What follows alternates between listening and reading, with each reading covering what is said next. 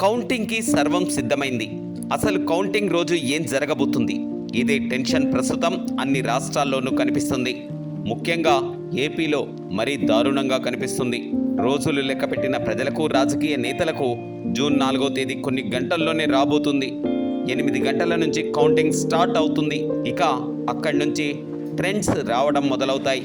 సరిగ్గా 2 అయ్యేసరికి అంచనాలు పూర్తి స్థాయిలో వచ్చేస్తాయి.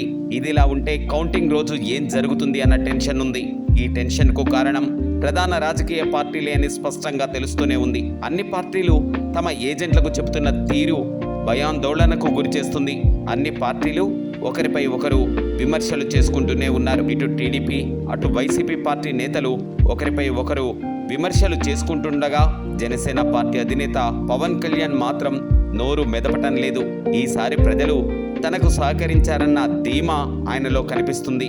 ఈసీ మాత్రం ఈసారి గట్టి బందోబస్తునే ఏర్పాటు చేసింది. ప్రతి కౌంటింగ్ కేంద్రం వద్ద అతిపెద్ద భద్రతా వలయమే ఉంది. సమస్యాత్మక కేంద్రాల వద్ద కేంద్ర బలగాలు పహారా కాస్తున్నాయి. ఎవరైనా నిబంధనలను వ్యతిరేకిస్తే ఇక రెండో మాట లేకుండా అరెస్టు చేసి జైలుకే పంపేలా ఆదేశాలు కూడా ఇచ్చారు. ఏపీలో ఈసారి డూ ఆర్ డై అన్నట్లుగానే ఎన్నికలు జరిగాయి. ఇటు కూటమి, అటు వైసీపీ వర్గాలు తామే గెలుస్తామని ధీమా వ్యక్తం చేస్తున్నాయి. పోలింగ్ అయితే ప్రజలతో సంబంధం ఉంటుంది కాబట్టి గొడవలైతే జనాలు భయపడతారు. కొన్ని సందర్భాల్లో గాయాలవుతాయి అన్న ఆందోళన ఉంటుంది. అయితే కౌంటింగ్ కాబట్టి జనాలు ఇంట్లో కూర్చుని అంతా టీవీలో చూస్తారు. కానీ అధికారులకు మాత్రం అగ్ని పరీక్ష లాగానే ఉంటుంది అని అనుకుంటున్నారు.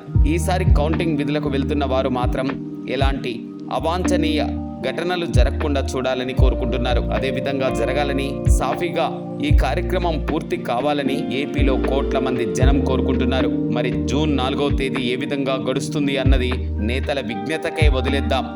ఈసీ మాత్రం ఎప్పుడూ లేని విధంగా కౌంటింగ్ వద్ద భారీ బందోబస్తులను ఏర్పాటు చేసింది.